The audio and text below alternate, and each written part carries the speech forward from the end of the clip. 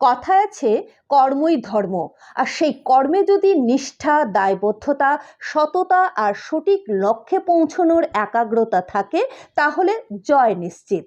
কথাগুলো বোধহয় Tripura state rifles বাহিনীর ক্ষেত্রে বললে ভুল হবে না।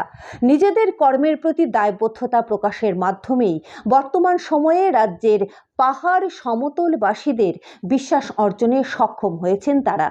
আজ দেবশিল্পী বিশ্বকর্মার আরাধনার পাশাপাশি বাহিনীর ব্যবহৃত অস্ত্রগুলোকেও পরম শ্রদ্ধায় পুজো করল ত্রিপুরা স্টেট রাইফেলস বাহিনীর জওয়ানেরা। প্রতি বছরের মতো এবারও দেবশিল্পী ও বাহিনীর ব্যবহৃত অস্ত্রগুলোকেও পরম শ্রদ্ধা নিবেদন করল পুজোর মাধ্যমে। এখানে আমরা দ্বিতীয় বাহিনীর ত্রিপুরা রাজ্য রাইফেলসের পক্ষ থেকে পূজাটা করি সবাই মঙ্গলের নিয়ে, আর যাতে সবাই ভালো থাকে। আর আমরা বিশ্বকর্মার পুজোতে আমরা অবশ্যই পূজা করি সবাই ভালো, কারণ যাতে সবাই একটু শান্তিতে থাকতে পারে।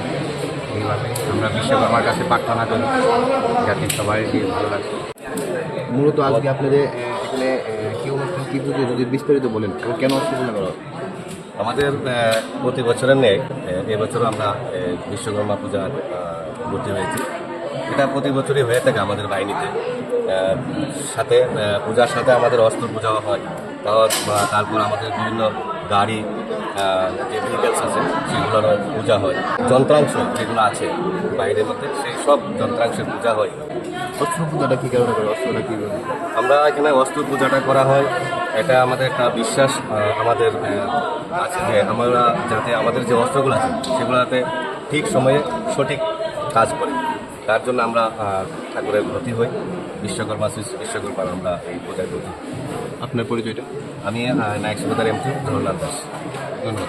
দেশ, রাজ্য, সমাজ ও মানুষের প্রতি দায়বদ্ধতার মধ্য দিয়েই কর্মের মাধ্যমে ধর্মকে পালনের মতো মহৎ কাজ করে যাচ্ছেন ত্রিপুরা স্টেট রাইফেলস বাহিনীর জওয়ানেরা। Bureau report, voice 24.in।